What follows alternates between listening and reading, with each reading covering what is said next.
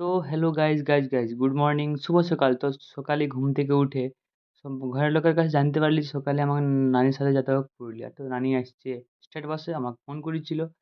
তো চলো শুরু করা যাক। সকালে কী করলি? সকালে ঘুম থেকে উঠে নিয়ে চলে গেলি চান করতে বাহন বাঁধ।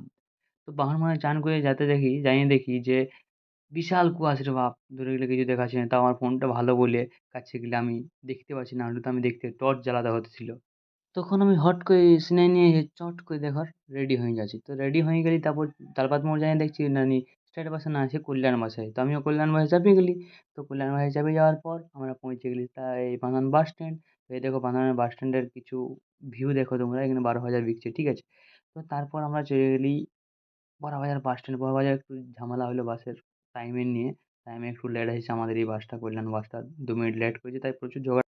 তারপর এমন স্পিডে বাসটা চালালো, সোজা পৌঁছে গেলি আমরা বলরামপুর কলেজ। এই দেখো বলরামপুর কলেজটা এখান থেকে দেখতে পাবে তোমরা। সেই লেভেলেরও আছে বলরামপুর কলেজ, যদি কেউ না দেখে থাকো দেখে নাও বলরামপুর কলেজ, ঠিক আছে। তো এই দেখো বলরামপুরের গেটটা, ঠিক আছে। এখানে আমরা আমাদের এক্সামের সেন্টার পর আমাদের বড়বাজার কলেজের সেন্টার পর এখানে তো আমরা পরীক্ষা দিতে আছি। ঢাকা অ্যাঙ্গেলে দেখো। তারপর চলে গেলি আমরা একটা বাঁধ দেখতে পারি। সেই দেখো এখানে ট্রেন ভুকলাম, ট্রেনটা আমার দাঁড় করার কারো দরকার হলে বলবে আমাকে, ঠিক আছে, দিয়ে দেবো একদম, ঠিক আছে, ফ্রি ফ্রি। তারপর আমরা পৌঁছে গেলি কাঁসাই নদী। দেখো কাঁসাই নদীর ভিউটা তো বেশিরভাগ লোক অনেকেই দেখেছে। তারপর হঠাৎ করে পৌঁছে গেলি আমরা পুরুলিয়া। আমি তো দেখে অবাক যে হঠাৎ আমরা পৌঁছে গেলি। তো পৌঁছে যেয়ে দেখছি ব্যাপক ভিড় রে বাপ! ভিড়ে আমি হারান যাবো ভাবছিলি।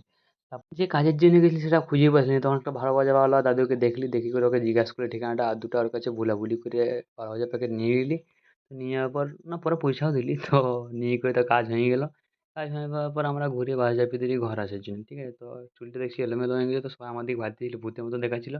তাই চুল বাইগায় নিয়ে আমরা তারপর বাস আমাদের ছাড়িয়ে দিল। তো চলে আমরা ঘর চলে আসার জন্যে রওনা হয়ে দিলি পুরুলিয়া থেকে। তো টাটা বাই বাই।